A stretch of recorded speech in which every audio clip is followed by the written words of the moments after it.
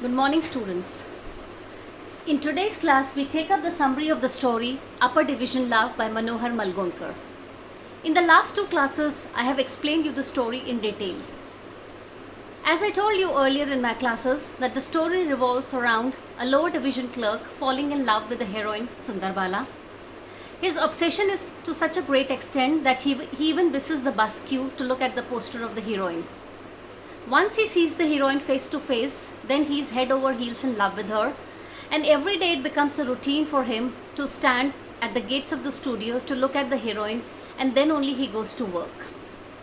The story is interesting from the point of view that the lower division clerk, or the narrator we can say, is obsessively in love, and what happens when his dreams are shattered.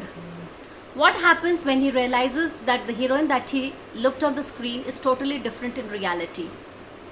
So when I gave you the summary of the story, when I explained you the story, let us in today's class take up the summary of the story in detail. But first, before I dictate to you the summary of the story, let me tell you a little bit about the author. Manohar Malgonkar was born in 1913 in Belgaum district and died in 210. He was an eminent post-independence writer whose contribution to Indian writing in English is immense. A remarkable storyteller and a keen observer of social and political realities, Malgonkar is notable for his military thrills, historical novels and adventure fiction. His major works include The Man Who Killed Gandhi, A Bend in the Ganges, Spy in Amer, The Garland Keepers, The Sea Hawk, etc. He also wrote non-fiction including biography and history. Most of his books were published in India by Orient Paperbacks or by Rupam Paperbacks. So this much so about the author. Let us take the summary of the story. The story has the theme of aspiration, escape, disillusion, love, self-importance and revenge. Narrated in the first person by an unnamed man, the reader realizes after reading the story that Manohar Malgonkar may be exploring the theme of escape. The narrator is exceptionally fond of Sundarbala, so much so that he has pictures of her on his wall at home, which he looks at every time. Also on one occasion, he was so wonderstruck by her poster that he gave up his place in the bus queue to be able to gaze at it longer. So much is the infatuation that he had seen every film in which she had acted, and he knew all her songs to the slightest meaningful pause. These references may be important as the writer is probably wanting to highlight the fact that the narrator likes to escape into a dream or fantasy world when it comes to Sundarbala. However, it is interesting that when the narrator does get a glimpse into Sundarbala's real character, however, the writer has highlighted the fact that fantasies and dreams are different from realities. In reality, it would appear that Sundarbala has very little time for anybody except for Ramakant, who is the hero in the story and also the hero of the film in which Sundarbala and the unnamed narrator are acting, or the lower division clerk. It is also interesting that while working on the film with Sundarbala, the LDC becomes disillusioned with her and rather finding her personality to be attractive, realizes that Sundarbala is not the person he thought she would be. The character that Sundarbala plays on screen is obviously being different to the real Sundarbala. This is evident from the episode when Sundarbala calls the narrator a beast when he attempts to pull the necklace from her neck. Though no fault of his own, the narrator gets blamed by Sundarbala for hurting her and is backed up by Ramakant. It is only after this episode in the story that the story takes a turn.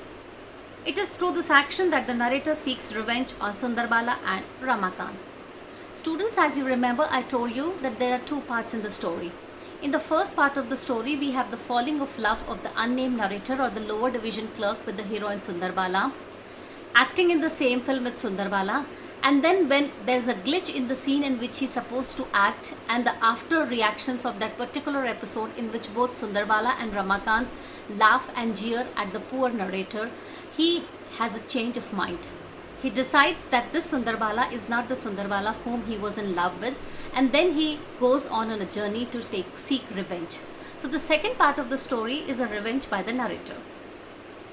It is made to assume that the narrator's eyes have opened. Just like the blind man mentioned in the story, the narrator can see again, and he realizes that Sundarbala and Ramakant are in fact not as good as they appear to be. This may be important as the narrator has been offered the opportunity to escape from his lower division job as a clerk and mix with those he considers to be important. However, their importance does eventually fade. There is an interesting line in the story in which the writer mentions that a lower division clerk should not have higher division aspirations.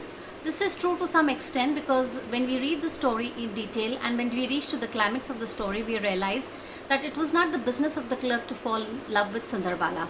But still, the writer has highlighted what happens when one has higher aspirations. It is as though reality knocks on the narrator's door and he realizes that the film industry is not what he thinks it is. Despite this, the narrator is not disheartened. If anything, he is practical, and it is for this reason that he seeks revenge on Sundarbala and Ramakant. Though the narrator's escapades with Ramakant might be considered to be farcical, they are still nonetheless effective. He achieves his goal of making sure that Sundarbala does not have the opportunity to sit beside the minister, with it being clear to the reader that the narrator is taking away Sundarbala's power over him.